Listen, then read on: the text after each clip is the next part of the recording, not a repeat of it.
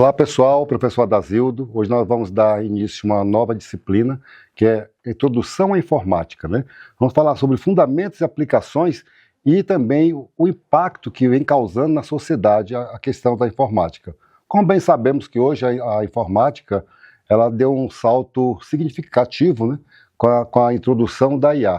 Então nós vamos falar dos princípios básicos, falar alguma coisa sobre a internet e vamos falar os conceitos essenciais e a influência dessa tecnologia digital que está tão moderna hoje. Hoje mesmo vocês veem, está tão avançado que até no seu smartphone é capaz de você ter aí uma IA para poder te auxiliar.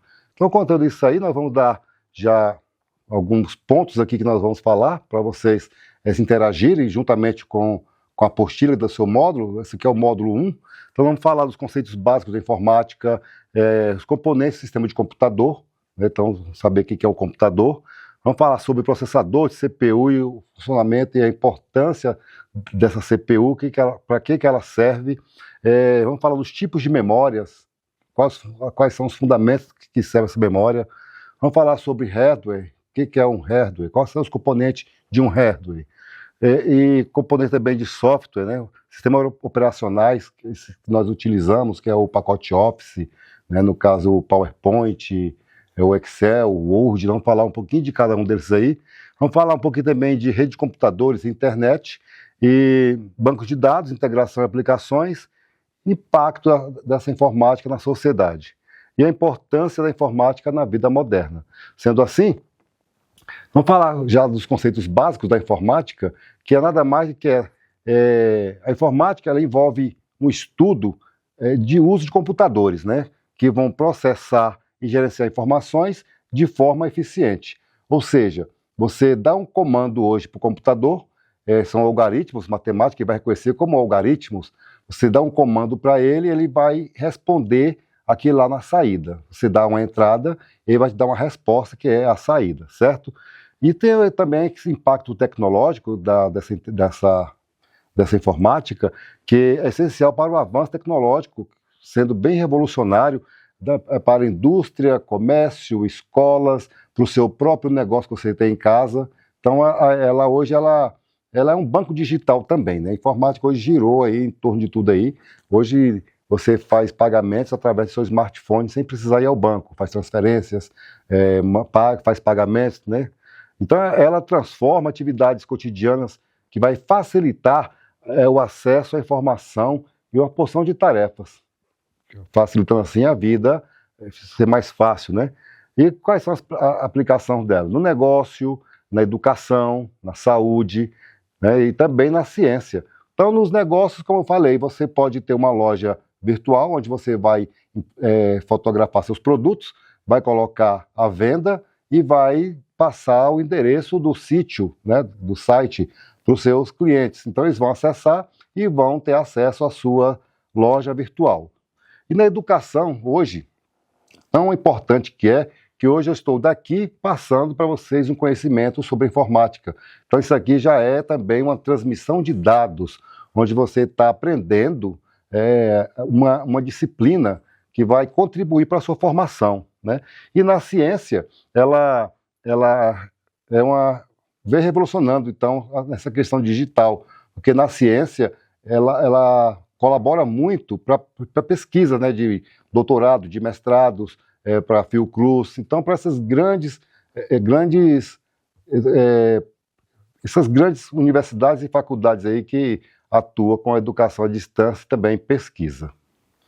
Então, nós tivemos aí uma evolução histórica na informática, que os computadores mecânicos, na época era computador mecânico, que era com válvulas, com essas coisas. Então, eles foram os pioneiros, né? Então, foi na guerra, na década de 1950, que começou os primeiros computadores, que você demorava em torno aí de 2, 3 horas para poder ligar o computador, para poder ter alguma informação. Então, essa época também esses computadores eram usados para fazer transmissão de dados, né? Então, que o inimigo vinha para poder atacar certos lugares, e eles transmitiam esses dados nesses computadores antigos, 1950, por aí, né? E aí veio já o sistema digital moderno, e atuais, que vão possibilitar o processamento mais rápido, né? Então, hoje nós temos aí, que começamos aí com o HD, que o HD já é a parte de um hardware que ele pega a informação, ele vai captar essa informação, só que ele era muito lento, porque se ele ligava o computador, ele demorava aí 3 minutos, 2 minutos para ligar. Então hoje nós temos aí a questão do SD, o SSD, que é o Solid Scan Disk, né? Então você clicou para ligar e já liga automaticamente, sem precisar aquela demora toda, né? Então nisso aí teve um grande impacto social e tecnológico. Então, com essa evolução, ela impulsionou, então, esses avanços tecnológicos e transformou a sociedade globalmente. Quando eu falo transformou globalmente, porque hoje eu estou aqui conversando com vocês, você pode estar onde? Pode estar no Valparaíso, Lusiânia, não sei onde você está, quer dizer, atravessa, pode estar até no Japão, eu estou aqui, fazemos a chamada de vídeo, nós falamos assim, frente a frente, né? Em tempo real. Então, continuando aqui, vamos começar agora a falar dos componentes de um sistema de computador. Quais são os componentes de um sistema de computador? O primeiro passo que tem no sistema é o hardware. O hardware, ele é o elemento físico do computador. O que é o elemento físico? É aquilo que você ali pode pegar, aquela coisa física, né? Inclui componentes essenciais como placa-mãe, né? E processador e memória. Então, a placa-mãe de um computador é toda aquela parte ali que vai armazenar, então, os processadores, que o processador vai receber os comandos, vai processar e a placa-mãe vai distribuir, tanto para os outros componentes de entrada quanto de saída, né?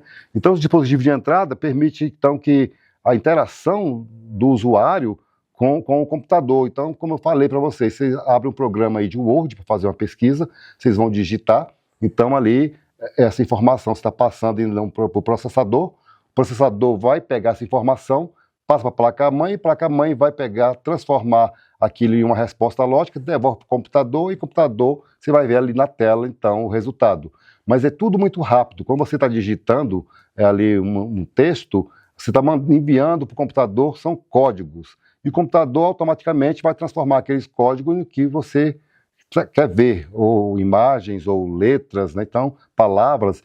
Então, você está tendo ali então, esse grande impacto aí que veio, então, dessa parte do computador, né? E os dispositivos de saída, pessoal, eles exibem informações processadas pelo computador para o usuário. Então, no caso aí, como eu falei para vocês, a informação, você vai receber, então, essa informação aí. Aí nós temos aí também os sistemas operacionais e aplicativos, né, que são definição de software. O que é software? Software é todo o programa que tem no computador. Então, no computador, quando você chega, você instala seus programas preferidos, né? Então, definição de software, eles controlam a operação do computador, facilitando, então, diversas tarefas. Você tem aí uma planilha de Excel para poder fazer, então, ali você vai dar os comandos, então, tornando isso muito rápido, né? Aí nós temos sistemas operacionais, né, que são recursos do computador que fornecem a plataforma de aplicativos. No caso aí, o pacote Office, tem o aplicativo também do Instagram, do WhatsApp, que você coloca no computador, então facilita muito, né? Então tem também aqueles aplicativos específicos, né, que você, usuário, pode usar como edição de texto, navegação na internet, tem o próprio navegador, né, que o próprio navegador é considerado também como um software. Você usa o Google Chrome, você usa o Edge, né?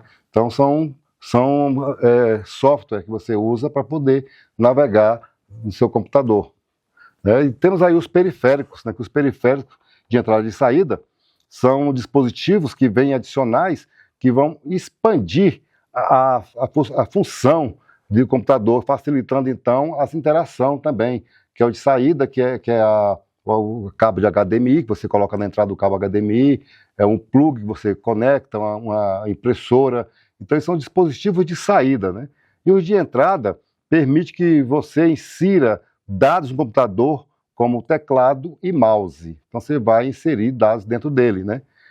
E ainda, falando de saída, nós temos ainda, são informações que são processadas pelo computador para os monitores e impressoras. Então, ali o de saída, você digitar um texto, tem uma foto, uma imagem, você manda para a sua impressora, Então esse processador ele vai processar esse comando, vai mandar para a sua impressora, então obtendo então um resultado, né? E ainda nós estamos falando aí do CPU. Qual a importância da CPU? Né? Então a CPU ela é a unidade básica do computador. Então ali dentro é uma caixa que fica armazenado tudo ali dentro, então, como a placa-mãe, as memórias, né? O cooler para poder resfriar o processador, que ele trabalha quente, né? Então ela é uma unidade de controle, né? Então ela gerencia e coordena as operações do processador, dirigindo o fluxo de dados. Então quanto mais trabalha esse processador, mais quente ele fica. Então para resfriar ele tem que ter então um cooler, né? Para poder resfriar, para poder continuar a funcionalidade dos seus comandos, né? Então nós temos aí a unidade lógica aritmética, chamada de ULA. Então a ULA, ela é responsável por executar operações matemáticas e lógicas, essencial para o processamento de dados. Como eu falei para vocês, a ULA, quando você está digitando, a ULA ela é responsável por obter aquelas informações, ela recebe aquilo como códigos fontes, que ela vai transformar então em palavras, em letras, em imagens. Então chama-se ULA, tá? Unidade lógica de aritmética. E tem os registradores também, que ele armazena temporariamente esses dados e instruções durante o processamento. Então esses registradores, eles, como se fossem circuitos integrados, eles armazenam ali temporariamente até que você os delete. A não ser que você desligue seu computador e quando liga de novo já está deletado. Então essa aí é a parte básica, certo? E a função do CPU? Qual é a função dele? O CPU ele interpreta e executa tudo que controla, tudo que vem as operações de computador de forma eficiente e precisa. Então todo o comando que você faz, ele vai receber e vai executar.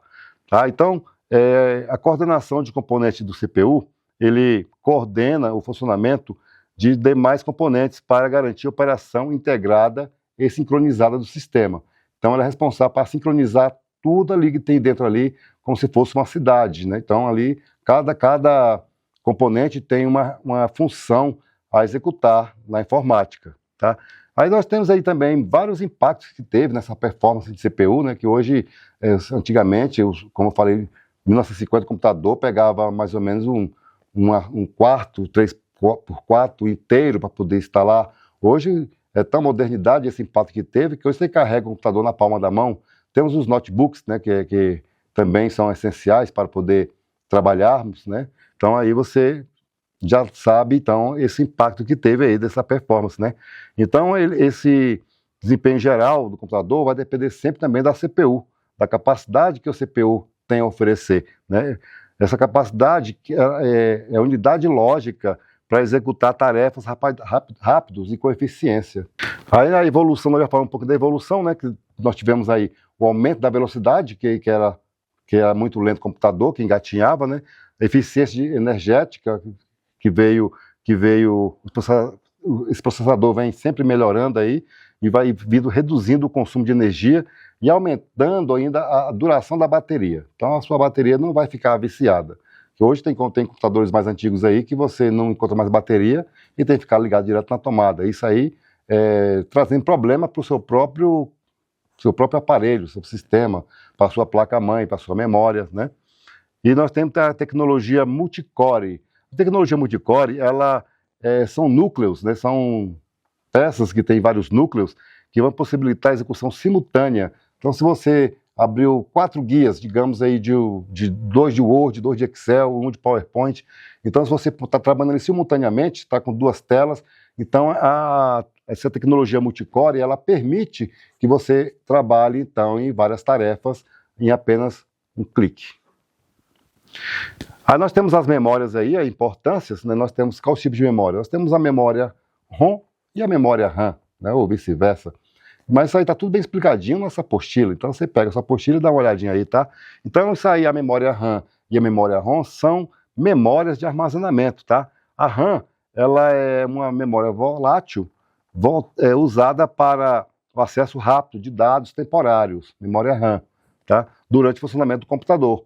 A memória ROM, ela é a memória permanente que armazena instruções básicas, essencial para o funcionamento do sistema. Então a RAM ela é para funcionamento do computador e a ROM funcionamento do sistema, tá?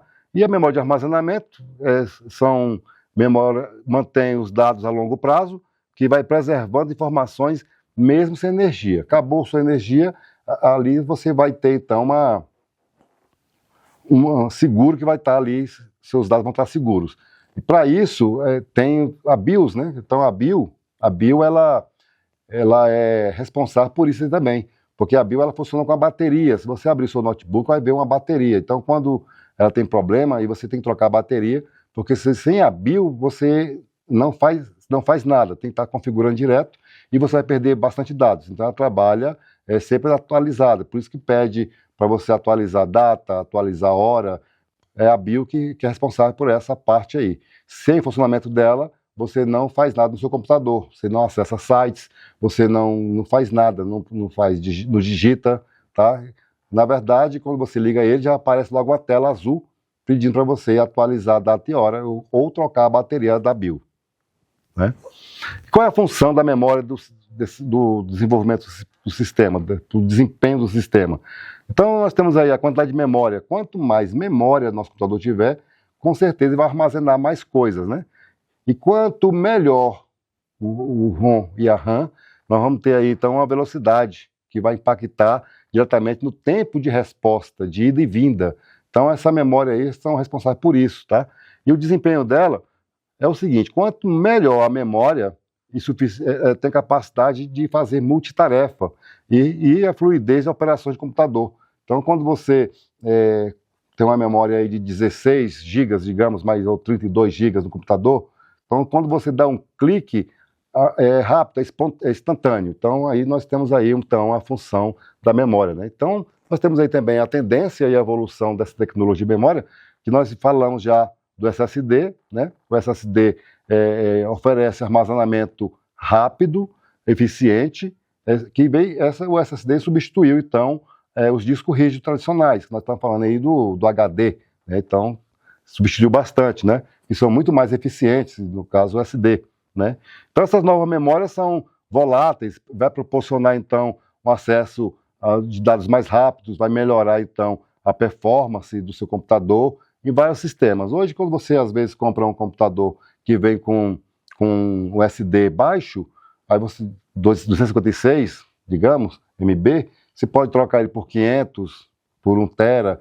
Então, quanto maior, mais armazenamento também, que ele é um armazenamento também, é um equipamento de armazenamento a memória de armazenamento, né? Então, quanto maior, armazena e também ali ela guarda as informações do que você instalou no seu computador, na sua máquina. Aí os componentes de hardware, nós já falamos que é a placa-mãe e processador. A placa-mãe, ela conecta todos os componentes do computador, permitindo então a comunicação e energia entre elas. Então é como se fosse uma cidade, quando você liga uma luz da cidade, então todos vão ligar também, no caso quando chega a noite, né? E o papel do processador, ele tem a função de executar instruções do sistema, que ele é um núcleo do hardware do computador. Então ele funciona como um núcleo, né, do sistema, né? Já falamos da memória RAM e da memória ROM, já falamos também. Nós temos também aí os dispositivos de gráficos e de áudio, né, que são também, esses gráficos, nós estamos falando aqui o processamento de imagem, né, que imagens e gráficos, né, que eles vão processar isso aí para criar visuais claros e detalhados em computadores. E o processamento de áudio, esses dispositivos de áudio vão processar sons, vão processar o que você colocar lá, quer ouvir uma música, então ele é responsável por proporcionar experiências sonoras no seu computador para o dispositivo de saída, que no caso aí, você pode botar uma caixinha de som, que o seu computador já vem acoplado com esse benefício das caixinhas de som embutidas, né? E os sistemas operacionais e programas utilitários, nós temos aí, então, o controle de hardware, que são sistemas operacionais que vão gerenciar e vão controlar esse hardware para o uso do computador e garantir esse funcionamento do computador. né? Então tem a facilidade, então eles vão a facilidade de executar o uso das aplicações definido pelo usuário, pelo operador, no caso, né? Então nós temos aí os sistemas operacionais que você instala no seu computador, que você pode estar acessando, olhando aí. Nós temos aí o Windows, o Linux e o Mac OS. Então são vários sistemas que vocês têm aí para poder instalar no seu computador. Vai depender muito assim da configuração da sua máquina. Então nós temos aí o sistema de manutenção, que também que você pode baixar um programa, um software de programa para manutenção do seu equipamento, para poder sempre manter ele atualizado, porque hoje vocês veem aí, quando vocês demora 2 semanas, o computador já pede atualização, então ele já atualiza por si só, assim, a partir do momento que você autoriza essa instalação de manutenção, ele já vai atualizando. Então nós temos aí o Windows, ele é um sistema operacional popular, né, que então, todo mundo sabe, conhece o Windows, né, já vem desde o Windows 7 para cá, nós já estamos já no 10 e o 11 já. Então ele é conhecido pela sua interface amigável e ampla, né, então todo mundo conhece esse software. E o Linux é um sistema operacional open source. O open source ele é um sistema diferente, é inferior do Windows, que o Linux ele é mais para empresas, então empresas usam muito ele por garantir uma segurança de dados, então ele tem a oferecer isso aí, é uma segurança maior do que o Windows, né? E o Mac OS é conhecido pelo seu design elegante, né? Integração perfeita com os dispositivos da Apple. Então se você tem um dispositivo da Apple, você pode interagir ele com o seu computador, com o seu tablet, né, e vice-versa. Então é bem amplo isso aí. Então, na rede de computadores e internet, quando se fala em rede de computadores e internet, nós temos aí, então, um computador central, que vai receber, então, um banco de dados, uma rede de dados, internet. Então, esse computador vai conectar todos os outros para poder, então, distribuir, então, a internet, né? Então, nós temos aí, ele vai permitir a conexão de computadores para compartilhar recursos e informações neles mandadas. Então, nós temos aí 2 redes, que é a LAN e LAN. LAN e WAN. Tá? Então a rede LAN conecta dispositivo dentro de uma área restrita, ou seja, nós estamos aqui na faculdade SCOM. Então na faculdade SCOM tem um computador central, né? Então esse computador central vai conectar todos os outros que estão dentro da faculdade SCOM. Como se você, por exemplo, entrasse aí no seu ambiente virtual, quando você digita a senha, com certeza você está acessando o computador central da faculdade SCOM. Então quando você bota seu login, sua senha, o seu computador central daqui vai saber que você está e já vai permitir o seu acesso através de senha e login. E o WAN, a rede, é uma rede global, o WAN. O WAN ela conecta computadores de grandes distâncias, né, abrangendo cidades ou países. Está lá no Japão, você acessa sites brasileiros e vice-versa. É assim que funciona a rede LAN e WAN.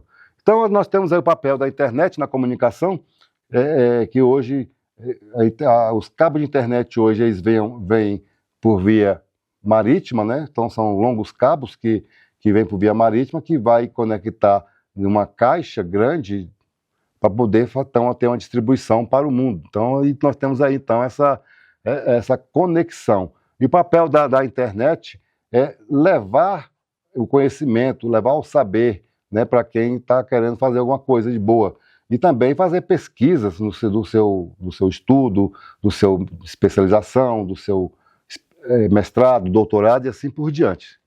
E além de conectar pessoas. Então, a rede de computadores, ela certamente vai conectar pessoas.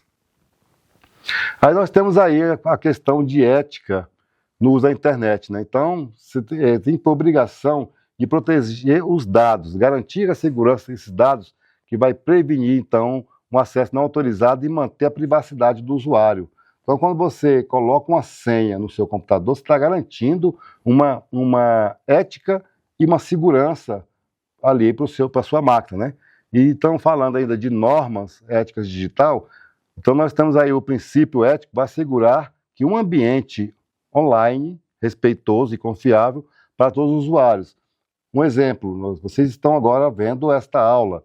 Então, se essa aula não fosse segura, vocês estariam, com certeza, não teriam entrado, né? Porque pode ter o vírus, nós vamos falar isso aí em outros módulos.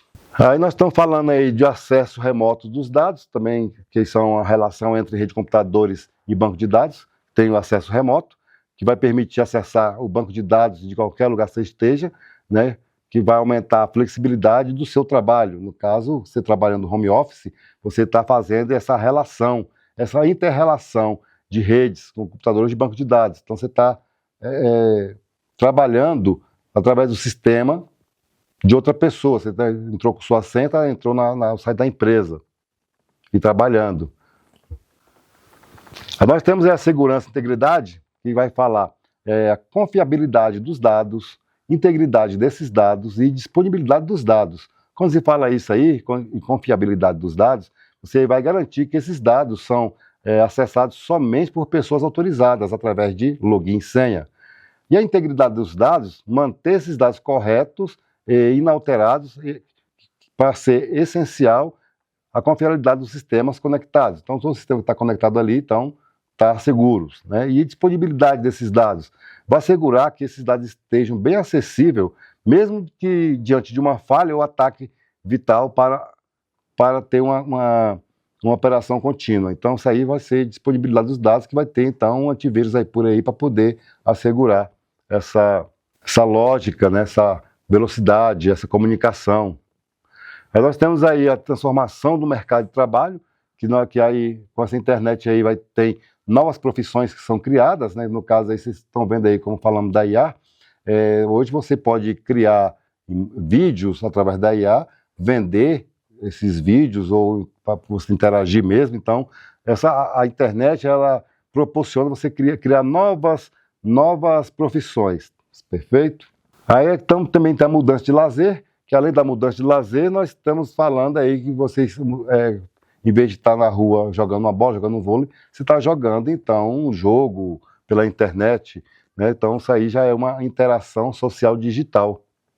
Perfeito? E ficamos por aqui nessa aula e vamos para o próximo vídeo.